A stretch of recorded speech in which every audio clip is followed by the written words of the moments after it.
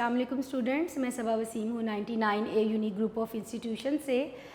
Online classes के सिलसिले में 9th क्लास की उर्दू की ऑनलाइन क्लासेस के सिलसिले में आज आपका लेक्चर नंबर 57 है।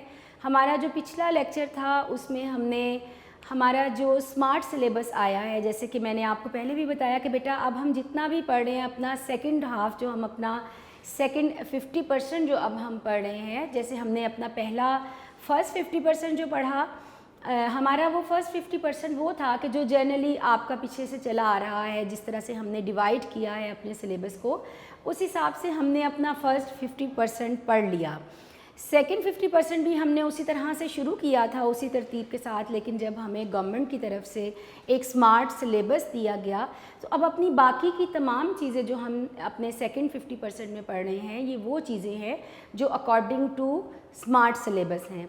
तो स्मार्ट सिलेबस के हिसाब से जो हमारा ये आखिरी सबक है आपके हिस्सा नस्र का, जिसका नाम कदरे अयाज़ है, हमने, और ये आखिरी सबक आपकी हिस्सा नस्र का भी है और आपके जो स्मार्ट सिलेबस का जो आखिरी सबक बनता है वो भी यही है। तो हम अपना वो सबक जो है वो पढ़ रहे थे, पिछले लेक्चर में हमने उसको शुरू किया था। आज हम इंशाल्लाह उसको मुकम्मल करेंगे अपने सबक को। हमेशा की तरह जैसे हम शुरू करते हैं मुसन्निफ़ के तारुफ़ी के साथ, तो जैसे मैंने आपको बताया था कि कर्नल मोहम्मद ख़ान,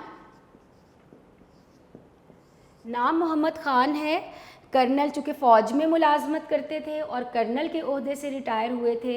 इनकी तहरीरों की खूबी क्या है कि ये मज़ाहिया अंदाज़ में अपनी तहरीरें जो है शगुफ्ता अंदाज़ में, मज़ाहिया अंदाज़ में लिखते हैं।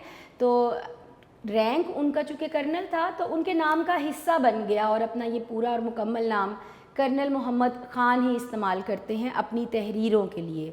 तो 1910 से हम हमेशा दौर भी मुसन्निफ़ का और शायर का लिखते हैं, तो 1910 से 1999 तक का इनका दौर है, 1910 से 1999 तक का इनका दौर है। और आपके सबक का उन्वान क्या था? कदरे अयाज़। मैंने आपको ये भी बताया था कि कदरे अयाज़ क्या है, ये एक तलमीह है। तलमीह क्या होता है कल मैंने तफसील से आपको बताया था। लफ्ज़ी मतलब है इशारा करना या बताना, यानी कोई भी तारीख़ी वाक़या, कोई कुरानी आयत, कोई हदीस नबवी जिससे मुतल्लिक़ एक पूरा वाक़या जुड़ा हो और हम वो पूरा वाक़या सुनाने की बजाय चंद एक अल्फाज में उसकी तरफ जो इशारा कर दे उस वाक़े की तरफ चंद एक अल्फाज, वो तलमीह कहलाते हैं। तो मैंने आपको पूरी कल तफसील से बताया था कि कदरे अयाज़ क्या है और ये तलमीह किस चीज़ से मुतल्लिक़ है। और बेटा सिनफ़े अदब के एतबार से अदब की ये कौन सी किस्म है? तो ये मज़ाहिया आप बीती है। आप बीती जब अपनी कहानी बयान की जाए, यानी मुसन्निफ़ ने मज़ाहिया अंदाज़ में अपनी ही ज़िंदगी की कहानी जो है वो यहाँ पर बयान की है। असल में मुसन्निफ़ का मौजू क्या है या क्या वो हमें बात बताना चाह रहे हैं कि देहाती होना या देहात से ताल्लुक़ रखना ये कोई बुरी बात नहीं है। लोग इस चीज़ में, जैसे नया नया तरक्की का दौर उस वक्त चला तो शहरों के लोग जो है मॉडर्निज़म की तरफ आ रहे थे, तरक्की कर रहे थे। इसके बरक्स देहात के जो लोग हैं वो तरक्की के मैदान में थोड़े पीछे थे, मॉडर्निज़म में थोड़े पीछे थे, क्योंकि वो फितरत के ज़्यादा करीब थे। तो क्या हुआ कि जो शहर के लोग हैं वो क्या समझना शुरू हो गए, उनके दरमियान एक क्या तासुर उनके दिमाग में कायम हो गया कि शायद जो देहात के लोग हैं वो तरक्की नहीं कर सकते या वो तरक्की की दौड़ में शामिल नहीं हो सकते या वो मॉडर्निज़म को नहीं अपना सकते। तो ये एक तासुर जो है इसको दूर करने की कोशिश की है कर्नल मोहम्मद ख़ान ने। मज़ाहिया अंदाज़ में उन्होंने एक कहानी सुनाई जो कि उनकी अपनी ही कहानी थी। मकसद क्या था ये बताना कि देहाती होना या देहात से ताल्लुक़ रखना ये कोई बुरी बात नहीं है। ज़रूरी नहीं कि देहाती लोग तरक्की नहीं कर सकते या वो दुनिया की तरक्की की दौड़ में शामिल नहीं हो सकते। तो उन्होंने इसी तरह बताया कि उनका बंगला जो उनको मिला, जो घर मिला रहने के लिए, बहुत शानदार था। जैसा घर उनके पास था, जो फ़ौज की तरफ से रहने के लिए जो घर मिलते हैं वहाँ के लोगों को, जो जितने भी फ़ौज के मुलाजिम हैं, तो कर्नलों को जो घर मिला करते थे सी ब्लॉक में, उसका सबसे बेहतरीन बंगला, सबसे बड़ा बंगला इनको मिला। फिर इनके बेटे का ज़िक्र आया जिसका नाम सलीम था, जो फ़ारिग था। फ़ारिग क्यों था? क्योंकि उसने मैट्रिक का इम्तहान दिया था, नतीजे का इंतज़ार कर रहा था, फ़ारिग था। तो सारा दिन दूसरे कर्नलों के बेटों के साथ जो उसी ब्लॉक में, उसी सी ब्लॉक में रहते थे, सब कर्नल ही रहते थे, तो कर्नलों के बाकी बेटों के साथ या तो बैडमिंटन खेलता या फिर शाम होते ही टीवी देखता, और कोई भी उसके कमरे में आने जाने की किसी को इजाज़त नहीं थी। सिर्फ़ एक उनका बूढ़ा मुलाजिम अली बख्श जो था वो वहाँ आता और जाता था। ایک دن وہ بہت ناراض ہو کے مصنف کے پاس آیا اور بتایا کہ اس نے اس کو بہت ڈانٹا ہے سلیم نے، اور کہا ہے کہ تم جاہل ہو، گوار ہو، دیہاتی ہو۔ اس کو بھی بہت برا لگا سلیم کو کہ اس نے اس کے دوست کی خاطر تواضع نہیں کی، تو اب وہ ہمیں دیہاتی سمجھے گا۔ یعنی دونوں طرف سے بات کس طرف لائی گئی کہ دیہاتی ہونا یا دیہاتی کہلوائے جانا ان دونوں کے لیے بہت شرم کی بات تھی۔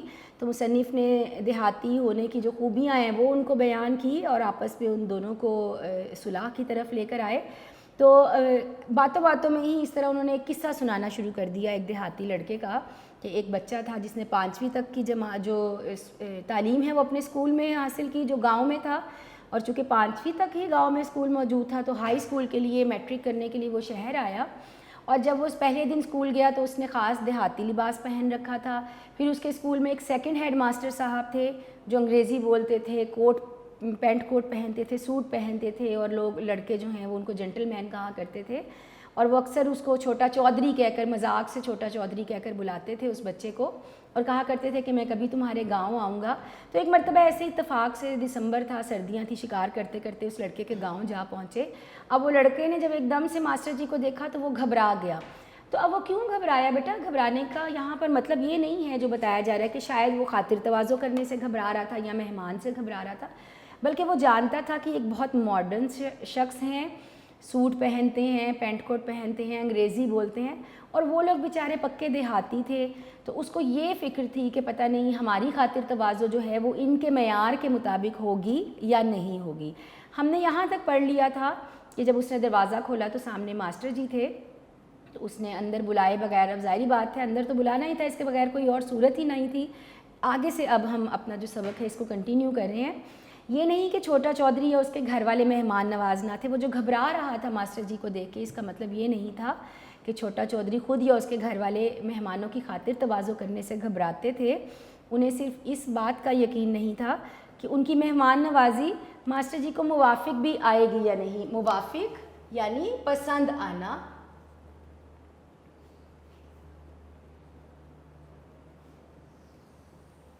وہ صرف اور صرف کس چیز سے گھبرا رہے تھے کہ پتہ نہیں جس طرح سے وہ اتنے ماڈرن شخص ہیں تو جس طرح سے بھی وہ ان کی خاطر تواضع کریں گے وہ ان کو پسند بھی آئے گا یا نہیں آئے گا۔ بہرحال انہوں نے اپنی تواضع کی ابتدا کی، بہرحال انہوں نے اپنی مہمانداری کی ابتدا کی، اس کو شروع کیا۔ تواضع کہتے ہیں خاطر مدارت کو، جب آپ کسی کی مہمانداری کرتے ہیں، خاطر مدارت کرتے ہیں۔ اچھا جی، چھوٹا چودھری اور اس کے بڑے بھائی جی ماسٹر جی کو بسط تعظیم اپنی چوپال میں لے گئے۔ چوپال کیا ہوتا ہے بیٹا؟ ہم نے جب پنچایت اپنا چیپٹر پڑھا تھا جو ہمارے فرسٹ 50% میں شامل تھا، تو اس میں ہم نے پڑھا تھا دیہاتی بیٹھک، یعنی گاؤں میں، دیہات میں شام کے وقت لوگ اپنے کام کاج سے فارغ ہو کر ایک جگہ مخصوص کر دی جاتی تھی، یا تو جو چودھری ٹائپ لوگ ہوتے تھے، جو تھوڑے زمین جائیداد والے لوگ ہیں، ان کے گھروں میں ہی ایک بہت بڑی جگہ مخصوص کر دی جاتی تھی اس چیز کے لیے، جہاں گاؤں کے تمام لوگ شام کو اپنے کاموں سے فارغ ہو کر بیٹھتے تھے، حقہ پیا جاتا تھا، ایک دوسرے کی خوشی اور غموں کو وہاں ڈسکس کیا جاتا تھا، ان کو دور کرنے کی غموں کو کوشش کی جاتی تھی، پریشانیوں کو فیصلے کیے جاتے تھے، لڑائی جھگڑوں سے متعلق یا ویسے کوئی مسئلہ مسائل ہے وہ بیان کیے جاتے تھے۔ تو جو پنچایت ہے اس کی دیہات کے کلچر میں، دیہاتی کلچر میں بہت اہمیت ہے اس چوپال کی۔ تو جو بچہ جس کے گھر ماسٹر جی گئے، جو لڑکا اپنی کہانی سنا رہا ہے، جس کی کہانی مصنف سنا رہے ہیں کہ کس طرح سے وہ ایک چودھری ظاہری بات ہے گاؤں میں ان کی کچھ زمین جائیداد تھی تو چودھری تھے، تو ان کی اپنی چوپال تھی، یعنی دیہاتی بیٹھک ہے، وہ جگہ کھلی جگہ جہاں لوگوں کو بٹھایا جاتا ہے، اور بسط تعظیم بہت عزت اور احترام کے ساتھ۔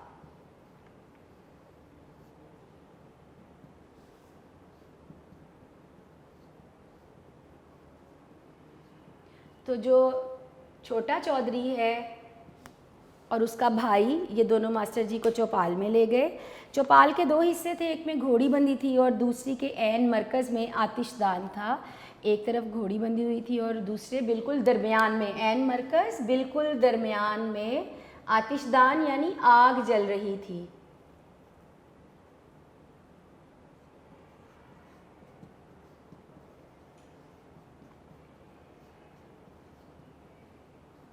لکڑیاں یا جو بھی ان کے پاس اس وقت ایندھن تھا اس کے ذریعے وہاں آگ جل رہی تھی، اور آگ کے شعلے دھواں بیک وقت بلند ہو کر چوپال میں روشنی اور تاریکی پھیلا رہے تھے.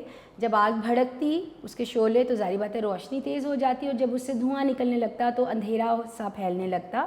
آتش دان کے ارد گرد خشک گھاس کا نرم اور گرم فرش تھا جس کو مقامی بولی میں ستھر کہتے ہیں. اب ستھر کیا ہے اس میں اسی جملے اسی فقرے میں اس کا مطلب بھی بتا دیا گیا, یعنی نرم اور خشک گھاس کا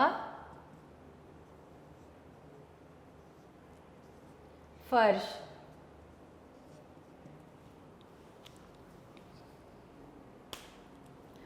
تو خشک گھاس کا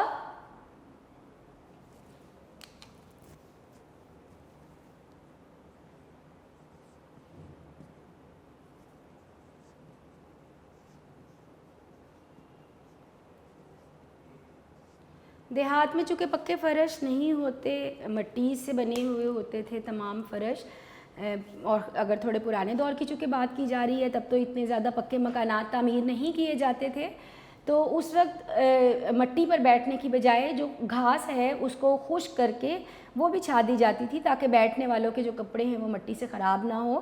اور وہاں کے لوگ جو گاؤں کے لوگ ہیں, دیہات کے لوگ ہیں, وہ اس کو کیا کہا کرتے تھے؟ ستھر کہا کرتے تھے. تو گاؤں کے 20-22 آدمی ستھر پر بیٹھے حقہ پی رہے تھے اور اسی گاؤں کے کافی سارے لوگ 20-22 کے قریب ستھر پر بیٹھے حقہ پی رہے تھے. ماسٹر جی داخل ہوئے تو سب کھڑے ہو گئے. ماسٹر جی کو آؤ جی خیر نال کہا, جیسے ہم سلام کرتے ہیں یا ویلکم کرتے ہیں, تو انہوں نے ماسٹر جی کو کیا کہا پنجابی میں کہ آؤ جی خیر نال. ہر ایک نے ان سے مصافحہ کیا. مصافحہ کرنا, جب سلام کرتے ہوئے مرد آپس میں ایک دوسرے سے ہاتھ ملاتے ہیں اسے کہتے ہیں مصافحہ کرنا. ہر ایک نے ان سے بال بچوں کی خیریت پوچھی, یعنی ہر کوئی جس طرح ایک دوسرے سے ملتا ہے حال احوال پوچھتا ہے, بال بچوں کی گھر والوں کی خیریت پوچھتا ہے, انہوں نے بھی بالکل اسی طرح بال بچوں کی خیریت پوچھی. ماسٹر جی نے چھوٹتے ہی ذرا شرما کر کہہ تو دیا, چھوٹتے ہی یعنی ان کے سلام سے فارغ ہو کر انہوں نے شرما کر کہا کہ ابھی بال بچوں کی نوبت نہیں آئی, یعنی ابھی تو ان کی شادی ہی نہیں ہوئی, ان کے بچے نہیں ہیں, لیکن ان نامولود برخورداروں کی خیریت بہرحال ہر ملاقاتی نے پوچھی. اچھا جی, نامولود جو ابھی پیدا ہی نہیں ہوا,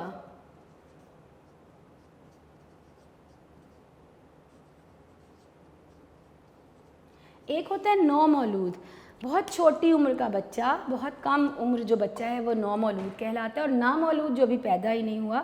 یعنی ماسٹر جی نے بتایا بھی کہ ابھی میرے بچے نہیں ہیں, میں شادی شدہ نہیں ہوں, لیکن پھر بھی ہر ایک نے ان سے ان کے بال بچوں کی خیریت پوچھی, کیونکہ یہی ان کی تواضع کی ترکیب تھی, کیونکہ یہی ایک طریقہ تھا جس سے وہ کسی کی خاطر مدارت کرتے تھے. چونکہ ماسٹر جی نے پتلون پہن رکھی تھی, اب ہم نے پڑھا کہ جو 20-22 آدمی ہیں وہ کہاں بیٹھے ہوئے تھے؟ نیچے زمین پر ہی جو خشک گھاس بچھائی تھی اس پر بیٹھے تھے. لیکن ماسٹر جی نے چونکہ پینٹ پہن رکھی تھی لہٰذا فرش پر بٹھانے کی بجائے ان کے لیے رنگیلی چارپائی بچھا دی گئی. تو ان کے گھر جو خوبصورت اور اچھی والی چارپائی تھی وہ ان کے لیے بچھا دی گئی. سلیم حیران ہو کر بولے, ابا جان ان میں اتنی عقل نہ تھی کہ انہیں کرسی دیتے؟ اب ظاہر بات ہے ہم تو مہمان جب گھر آتے ہیں صوفہ ہے, کرسی ہے, ہم ان پہ بٹھاتے ہیں, لیکن چونکہ تھوڑے پرانے دور کی اور دیہات کی بات ہے تو اس نے کہا کہ ان کے گھر میں کرسی نہیں تھی. میں نے کہا بیٹا عقل تو تھی, کرسی نہ تھی. سلیم نے فیصلہ کن انداز میں کہا, اس نے یعنی فیصلہ سناتے یعنی بڑے یقین سے اس نے کہا اگر کرسی نہ تھی تو پھر چودھری کس بات کے تھے؟ جیسے اس نے بتایا مصنف نے کہ وہ اپنے گاؤں میں چودھری تھے, تو اس نے کہا پھر چودھری کا ایک کانسیپٹ کیا آتا ہے کہ ایک زمین جائیداد والا شخص ہے, ملکیت والا شخص ہے, اب ایک امیر شخص ہوگا. تو اس نے کہا پھر وہ چودھری کس چیز کے تھے اگر ان کے گھر کرسی ہی نہیں تھی؟ میں نے کہا ایک تو چودھری ذرا چھوٹی قسم کے تھے, کوئی بہت بڑے یا امیر چودھری نہیں تھے, اور دوسرے گاؤں میں چودھری پن کی نمائش کرسیوں سے نہیں کی جاتی. یہ بتانے کے لیے کہ آپ چودھری ہیں ضروری نہیں کہ آپ کے پاس کرسی بھی ہو. سلیم دیہاتیوں کی کوئی غلطی یا کمزوری پکڑنے پر تلا ہوا تھا. تلا ہونا, آمادہ ہونا, تیار ہونا.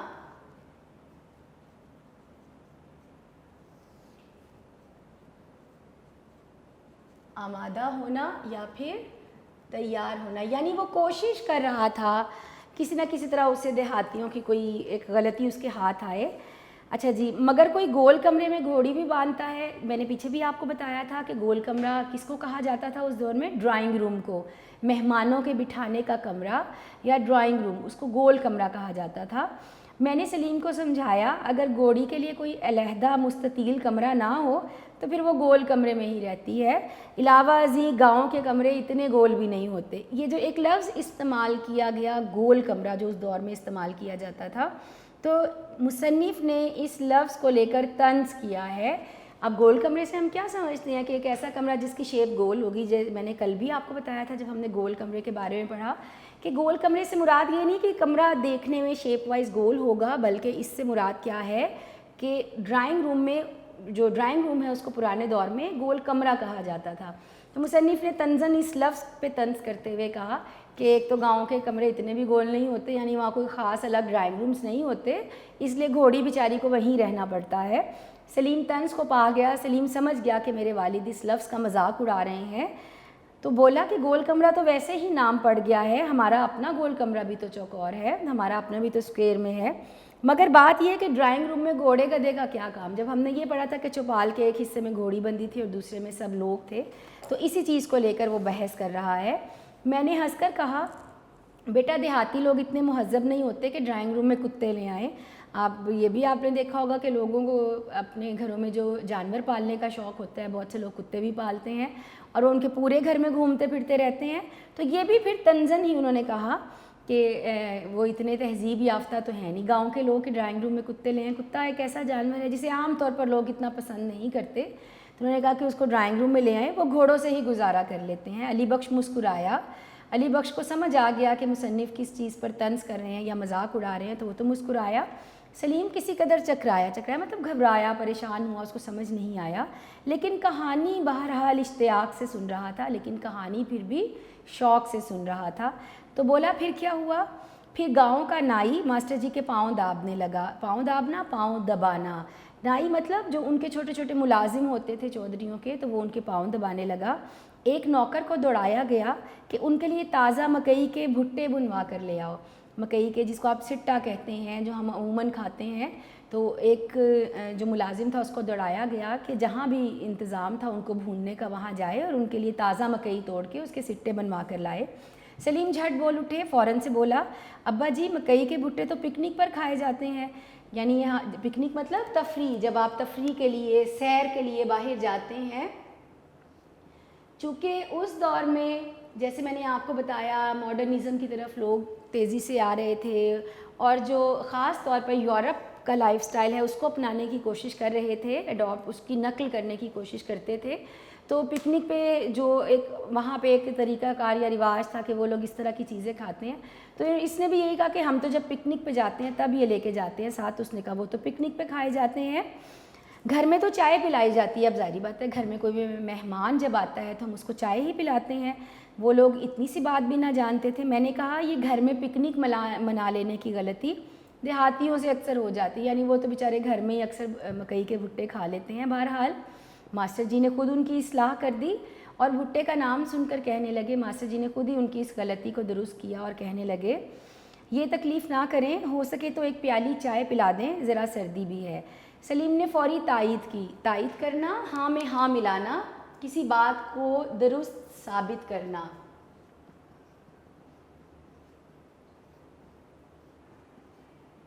یعنی سلیم نے فوراً سے کہا کہ ہاں بالکل ماسٹر جی نے بالکل صحیح کہا، جو چائے پینے کے لیے کہا تو بات بھی ٹھیک تھی، وقت جو چائے کا تھا اس نے کہا ہاں بالکل ٹھیک کہا ماسٹر جی نے، کیونکہ رات کا وقت تھا اور سردی بھی تھی تو ظاہری بات ہے کہ چائے کا ہی وقت تھا۔ میں نے کہا بات تو ٹھیک تھی بشرطے کہ ان کے گھر چائے بھی ہوتی۔ اس مقام پر سلیم میاں تیزی سے سوال کرنے لگے اور ہماری کہانی نے مکالمے کی شکل اختیار کر لی۔ مکالمہ دو لوگوں کا آپس میں بات چیت کرنا۔ جب ہم کسی کو کوئی کہانی سناتے ہیں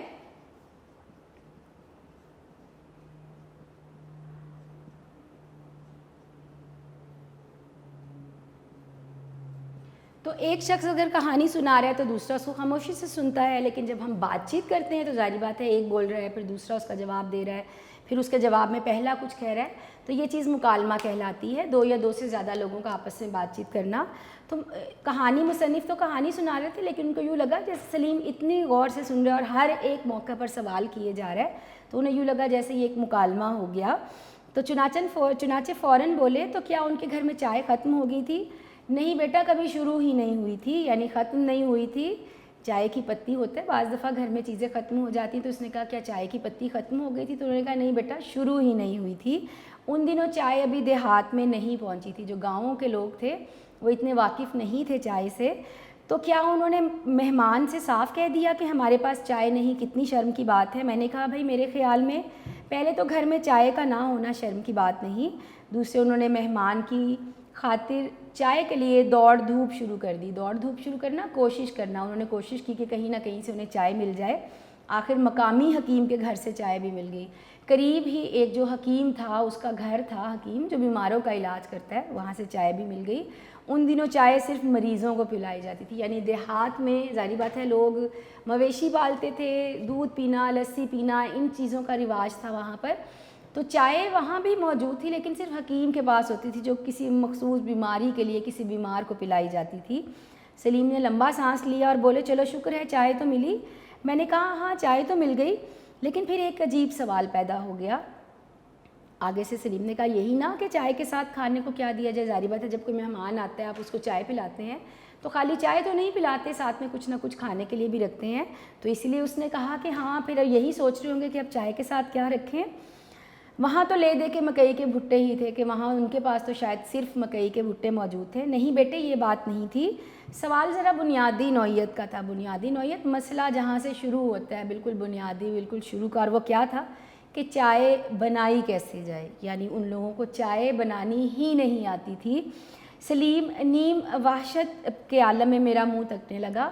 نیم وحشت مطلب پاگل پن کی حالت میں، یعنی حیران پریشان ہو کر وہ میرا منہ دیکھنے لگا اور بولا ابا جان چائے تو ہمارا جمع دار بھی بنا سکتا ہے، جو صفائی کرنے والا ہے، جو جھاڑو دینے والا ہے وہ بھی بنا سکتا ہے اور دن بھر پیتا بھی رہتا ہے. کیا وہ اتنے ہی اناڑی تھے؟ اناڑی کا کیا مطلب ہوتا ہے؟ نا سمجھ.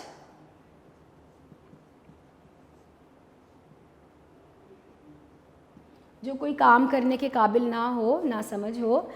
تو انہوں نے کہا کیا وہ اتنے ہی نادان تھے کہ انہیں چائے تک نہ بنانی آتی تھی؟ میں نے کہا بھئی وہاں چائے پینے پلانے کا ہنر پہنچا ہی نہ تھا، وہاں لسی کا رواج تھا اور اس ہنر میں وہ یکتا تھے. یکتا، واحد، ایک، اکیلا یا بے مثال ہم جس کو کہتے ہیں. تو کیا ماسٹر جی کو آخر لسی پلا دی؟ تو اس نے کہا پھر رات کے وقت کیا انہیں چائے نہیں دی بلکہ لسی پلا دی؟ نہیں پلائی تو چائے ہی تھی، لیکن وہ ایسی کامیاب چائے نہ تھی، یعنی چائے کی لسی بنا دی، یعنی اتنی خراب چائے بنائی کہ جیسے لسی ہوتی ہے. ہاں بیٹا کچھ ایسا ہی ذائقہ ہوگا. چھوٹے چودھری کا کہنا ہے کہ ماسٹر جی نے ایک گھونٹ پیا، ٹھنڈی لگی اور پیالی رکھ دی، یعنی اتنی بد ذائقہ چائے بنی کہ اب وہ بیچارے کہہ بھی نہیں سکے کہ بہت بری چائے ہے. ایک گھونٹ پیتے ہی انہیں اتنی چائے بری لگی کہ انہوں نے یہ کہہ کر پیالی رکھ دی کہ یہ ٹھنڈی ہو گئی ہے اس لیے میں نہیں پیوں گا، اور معذرت کر لی. چودھری تو شرم سے غرق ہو گیا ہوگا، اس نے کہا وہ تو بیچارہ شرم سے ڈوب گیا ہوگا. نہیں ایسا حادثہ تو نہ ہوا، البتہ چودھری کو اس بات کا رنج بہت ہوا کہ ماسٹر جی کی فرمائش پوری نہ ہو سکی. اس نے کہا نہیں بیچارہ شرم سے تو نہیں ڈوبا، لیکن اس کو دکھ ضرور ہوا کہ وہ ماسٹر جی کی فرمائش پوری نہ کر سکا. بہرحال انہوں نے کچھ تلافی رات کے کھانے پر مرغ کے سالن سے کر دی، یعنی رات کو بہت اچھا کھانا بنایا گیا ماسٹر جی کے لیے. پھر ماسٹر جی کے لیے بستر لگایا گیا، پھر ان کے سونے کے لیے بستر لگا دیا، جو چارپائی بچھائی گئی تھی اسی پر بستر لگایا گیا. چودھری نے ان کے لیے اکلوتی ریشمی رضائی نکلوائی. ان کے گھر جو ایک ہی مہنگی والی رضائی تھی، اچھی والی رضائی تھی ریشمی کپڑے کی بنی، وہ نکلوائی، اور وہ سفید جھالر والا تکیہ بھی، اور ایک سفید رنگ کا تکیہ جس کے کور پہ سفید رنگ کی جھالر لگی ہوئی تھی وہ بھی نکلوایا، جس کے غلاف پر 12 سنگے کی تصویر کڑی ہوئی تھی. کڑے ہونا، دھاگے سے کڑھائی کرنا، اور اس کے کور پر جو تکیے کا غلاف ہے یعنی اس کا جو کور ہے اس کے اوپر ہاتھ سے کڑھائی سے 12 سنگے کی تصویر بنی ہوئی تھی. بے شک تکیے میں لچک کی نسبت اکڑ زیادہ تھی، یعنی نرمی کم تھی اور سختی زیادہ تھی. تکیہ بہت سخت تھا، نرم نہیں تھا، اور ماسٹر جی کو اسے سر کے نیچے فٹ کرنے میں کچھ دقت بھی پیش آئی، انہیں کچھ مشکل بھی ہوئی اسے سر کے نیچے رکھنے میں، لیکن آخر آرام سے سو گئے. صرف ایک مرتبہ آدھی رات کے قریب گھوڑی کے کھانسنے سے ذرا انگریزی میں بڑبڑا کر جاگ اٹھے. جب گھوڑی نے اپنی ایک مخصوص آواز نکالی تو گھبرا کے ماسٹر جی اٹھ گئے، اور جب اٹھے تو ہڑبڑانا کا مطلب ہوتا ہے یا بڑبڑانا، منہ میں کچھ بولنا، یعنی گھبرا کے جب ایک دم گہری نیند سے اٹھے تو کچھ بولتے ہوئے انگریزی میں کچھ بول رہے تھے. لیکن برابر ہی چھوٹا چودھری اور اس کا نوکر سو رہے تھے. ماسٹر جی کے قریب ہی چھوٹا چودھری اور اس کا جو ملازم تھا وہ بھی سو رہے تھے. انہوں نے گھوڑی کو چارا، اور ماسٹر جی کو دلاسا دیا، گھوڑی کو کھانے کے لیے کچھ دیا، وہ خاموش ہو گئی، ماسٹر جی کو تسلی دی کہ بے فکر رہیں کچھ نہیں ہوگا، اور پھر صبح تک کوئی قابل ذکر واقعہ نہ ہوا، اور صبح تک کوئی ایسا واقعہ نہ ہوا جس کا ذکر کیا جا سکے۔ ابا جان صبح ہوتے ہی ماسٹر جی تو گھر بھاگ نکلے ہوں گے، نہیں تو وہ تو اطمینان سے جاگے۔ پہلے انہیں ہرے بھرے کھیتوں کی سیر کرائی گئی اور پھر انہوں نے غسل کیا، پھر وہ نہائے۔ غسل بھی بیٹھک ہی میں کیا ہوگا، اب جیسے کہ انہوں نے بتایا کہ جو ڈرائنگ روم ہے اس میں گھوڑی بھی بندھی ہے، لوگ بھی بیٹھے ہیں، وہیں پہ ان کو سلا بھی دیا، تو اس نے کہا پھر نہا بھی انہوں نے وہیں لیا ہوگا۔ نہیں بیٹا بیٹھک میں نہیں، مسجد میں۔ آگے سے انہوں نے کہا نہیں بیٹھک میں تو نہیں نہائے، ہاں مسجد میں جا کر نہائے۔ مسجد میں؟ سلیم نے حیرت سے کہا، خانہ خدا کو غسل خانہ بنا دیا؟ یعنی جو اللہ کا گھر ہے اس کو غسل خانہ بنا دیا؟ میں نے کہا بھئی گاؤں کے اکثر لوگ مسجد کے غسل خانوں میں ہی نہاتے ہیں، اور بظاہر اللہ تعالیٰ کو اس پر کوئی اعتراض بھی نہیں ہے، یعنی ہر گھر میں واش روم کی سہولت اس وقت موجود نہیں ہوتی تھی، اور مسجد میں جو غسل خانے بنے ہوتے تھے اکثر لوگ وہیں نہا لیا کرتے تھے۔ دیہاتی گھروں میں ہر کام کے لیے علیحدہ علیحدہ خانے کم ہی ہوتے ہیں، جو باورچی خانہ، غسل خانہ، یہ جو ہم نے الگ الگ رومز بنائے ہوتے ہیں، تو وہاں تو یہ الگ الگ کمرے کم ہی ہوتے تھے۔ سلیم کان پر ہاتھ رکھ کر بولے، کان پر ہاتھ رکھنا توبہ کرنا، تو توبہ کرتا ہوا بولا کہ خدا اس دیہاتی زندگی سے بچائے۔ ابا جان اچھا ہوا کہ آپ فوج میں آ گئے، ورنہ ہم بھی چھوٹے چودھری کی طرح مویشیوں کے ساتھ سو رہے ہوتے اور مسجد میں جا کر نہاتے۔ لیکن چھوٹا چودھری تو اس زندگی سے بھی ناخوش نہ تھا۔ مگر ابا جان بیچارے ماسٹر جی کا کیا بنا؟ یعنی وہ پوچھنے لگا کہ ماسٹر جی کے ساتھ پھر کیا ہوا؟ بنا یہ کہ ماسٹر جی نے غسل کے بعد ناشتہ کیا اور رخصت ہو گئے۔ ناشتہ؟ چودھری کے گھر میں کارن فلیک تھے، یعنی وہ بچہ سلیم جو مصنف کا بیٹا ہے وہ جو کچھ کھاتا تھا خود وہ انہی چیزوں کا ذکر کر رہا تھا، تو اس نے کیا کارن فلیک تھے؟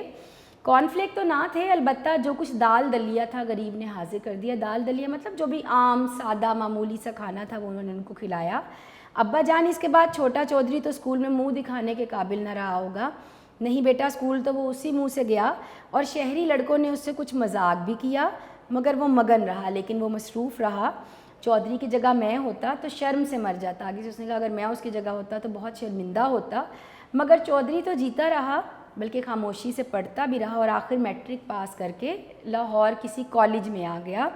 وہ کالج بھی گیا، کیا ان کے پاس اتنے پیسے تھے؟ اس کو یوں لگ رہا تھا جیسے بہت غریب لوگ ہیں، نہ تو ان کے گھر میں چائے ہے، نہ ان کے گھر میں بیٹھنے کے لیے کرسی ہے، نہ ان کے پاس چائے کے ساتھ کچھ کھانے کے لیے دینے کے لیے ہے۔ تو اس نے پوچھا کہ ان کے پاس اتنے پیسے تھے؟ پیسے تو کم ہی تھے، مگر انہوں نے تھوڑی سی زمین بیچ دی۔ مگر تھوڑی سی زمین سے کیا بنتا ہے؟ کالج میں رہ کر کھانا ہوتا ہے، کچھ پہننا ہوتا ہے۔ کیا وہ مکئی کے بھٹے کھاتا تھا؟ اور کیا وہ تہمت باندھتا تھا؟ آگے سے اس نے کہا ہاں بس گزارا ہی کر لیتا تھا، کہ ہاں بس سمجھو کچھ اسی طرح سادہ سا اپنا زندگی گزار کے گزارا کر لیتا تھا۔ گزارا ہی کرتا رہا یا پھر کچھ پڑھ بھی گیا؟ اس نے کہا صرف گزارا وقتی گزارتا رہا یا کچھ پڑھا بھی؟ ہاں کچھ پڑھ بھی گیا۔ پھر جیسا کہ ان کا دستور تھا، دستور یعنی رواج، یہ جس خطے سے تعلق رکھتے تھے کرنل محمد خان چکوال، یہاں کے ایک رواج سا بن گیا تھا کہ بہت سے لوگ جو تھے وہ فوج میں داخل ہونا شروع ہو گئے تھے، بھرتی ہوتے تھے، تو وہاں کے جتنے بھی بچے بڑے ہو رہے ہوتے تھے یا نوجوان ہوتے تھے جو لڑکے، ان کا بہت شوق ہوتا تھا، ایک طرح سے ایک ٹرینڈ بن گیا تھا اس علاقے کا، اس علاقے کا ایک رواج تھا فوج میں بھرتی ہونا۔ تو نے کہا کہ جیسا ان کا دستور تھا وہ فوج میں بھرتی ہو گیا، جیسا وہاں کا رواج تھا تو وہ بھی فوج میں شامل ہو گیا۔ پھر تو آپ اسے جانتے ہوں گے، کیا وہ آپ کے ماتحت کام کرتا ہے؟ ماتحت یعنی کیا وہ آپ کا ملازم ہے؟ ماتحت تو نہیں مگر جانتا ضرور ہوں۔ تو ابا جان اسے بلائیے نا کبھی، ہم بھی چھوٹے چودھری کو دیکھیں گے، وہ کوئی تماشا تو نہیں سلیم میاں؟ تو کہتا ہے کیا وہ کوئی تماشا ہے یا کوئی دیکھنے کی چیز ہے جو تم اس کو دیکھو گے؟ ابا جان بلائیے نا چھوٹے چودھری کو، ہم بالکل نہیں ہنسیں گے، سچ۔ آگے سے وہ کہتا ہے بالکل سچ۔ تو پھر آؤ ملو چھوٹے چودھری سے، اور یہ کہہ کر میں نے سلیم کی طرف اپنے بازو پھیلا دیے۔ سلیم ایک لمحے کے لیے مبہوت کھڑا مجھے دیکھتا رہا، اور پھر یہ کہہ کر مجھ سے لپٹ گیا، ابا جان آپ یعنی جو مصنف ہیں وہ جس چھوٹے چودھری کی کہانی سنا رہے تھے وہ خود تھے، کہ کس طرح سے ایک دیہات سے، ایک بہت ہی بیکورڈ قسم کے دیہات سے، اور کس طرح کے ان کا بیک گراؤنڈ تھا، اور کہاں سے نکل کے وہ آج کس بڑے عہدے پر ہیں اور کتنی ترقی پر ہیں۔ تو پھر جو کہانی انہوں نے سنائی وہ ان کی اپنی کہانی تھی۔ اور مبہوت کا مطلب کیا ہوتا ہے؟ جب کوئی بت بنا کھڑا ہو جائے، یعنی بالکل خاموش، حیران، پریشان رہ جانا، اور بہت پریشانی سے اور حیران ہو کر وہ اپنے باپ سے پوچھنے لگا کہ وہ آپ تھے۔ سلیم اور علی بخش دونوں کی آنکھیں نم تھی، اور دونوں کی آنکھوں میں ایک دیہاتی کے لیے محبت کی چمک تھی۔ ایاز اپنے اصلی لباس میں بھی معیوب نظر نہیں آتا تھا۔ تو یہ بیٹا ہماری کہانی تھی جس میں مصنف نے کس طرح سے اپنی کہانی بتا کر دیہاتی یا دیہات کو یا دیہاتی لوگوں کو برا سمجھنے کا جو ایک تاثر ہے اس کو ختم کرنے کی کوشش کی۔ اب ہم اس کی مشق کی طرف آئیں گے۔ سب سے پہلے مختصر جواب ہیں، مصنف کو کس قسم کا بنگلہ رہنے کو ملا؟ تو ہم نے کیا پڑھا تھا کہ مصنف کو بہت عمدہ سی کلاس کا بنگلہ ملا۔ سلیم میاں کا مشغلہ کیا تھا کہ سلیم میاں بیڈمنٹن کھیلتے اور شام ہوتے ہی دوستوں کے ساتھ ٹی وی کے سامنے جم جاتے۔ سلیم میاں علی بخش پر کیوں برہم ہوئے؟ ان کی غیر موجودگی میں ان کا دوست امجد آیا جسے انہوں نے باہر برآمدے میں بٹھایا اور پانی پلایا، تو وہ اس بات پر ناراض ہوئے کہ ان کو ڈرائنگ روم میں یعنی گول کمرے میں کیوں نہ بٹھایا اور کوکو کولا کیوں نہیں پلائی۔ اب وہ سمجھے گا کہ ہم دیہاتی ہیں۔ دیہاتی لڑکا پہلے دن اسکول گیا تو اس نے کیسا لباس پہن رکھا تھا؟ ہم نے کیا پڑھا تھا کہ اس نے کرتا تہمت سر پہ صافہ باندھ رکھا تھا اور پوٹھوہاری جوتا پہن رکھا تھا۔ ماسٹر جی چھوٹے چودھری کے گاؤں کیوں گئے تھے؟ کہ سردیوں کی ایک رات وہ شکار کرتے ہوئے چھوٹے چودھری کے گاؤں جا نکلے۔ ماسٹر جی کو چائے کیسے پیش کی گئی؟ ماسٹر جی کو بہت ہی بد ذائقہ اور خراب چائے بنا کر پیش کی گئی۔ دیہاتی لڑکے کی کہانی سن کر سلیم میاں پر کیا اثر ہوا؟ اس کی آنکھوں میں ایک دیہاتی کے لیے محبت کی چمک پیدا ہو گئی۔ ہاں جی، آگے ہے واحد کی جمع اور جمع کے واحد لکھیں۔ تو بیٹا دیہات اس کا ہوگا دیہ، شکایت شکایات، ارشادات ارشاد، قصہ قصص۔ میں یہاں آپ کو لکھ کے بتا دیتی ہوں۔ دیہات اس کا ہوگا دیہ، اس کے بعد شکایت شکایات، قصہ قصص۔ جی آگے ہے حادثات، تو اس کا کیا ہو جائے گا؟ حادثہ۔ اس کے بعد ہے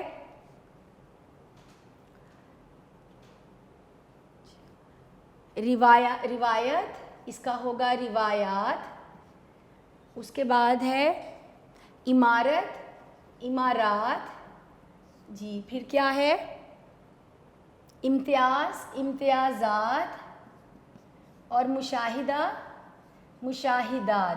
یہ آپ کی جمع کی واحد اور واحد کے جمع ہیں۔ اس کے بعد آپ کے MCQs ہیں۔ کرنیلوں کو رہائش کے لیے کون سے بنگلے ملتے تھے؟ تو اس کی تیسری آپشن سی کلاس۔ الغرض ہمارے بنگلے کا مزاج ہر زاویے سے، سیکنڈ آپشن امیرانہ تھا۔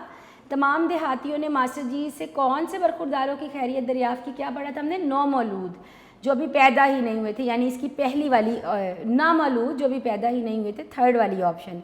ماسٹر جی کے بیٹھنے کے لیے کیا چیز منگوائی گئی؟ چارپائی۔ ماسٹر جی نے کس چیز کی فرمائش کی؟ چائے کی۔ آگے جی درست اور غلط ہیں۔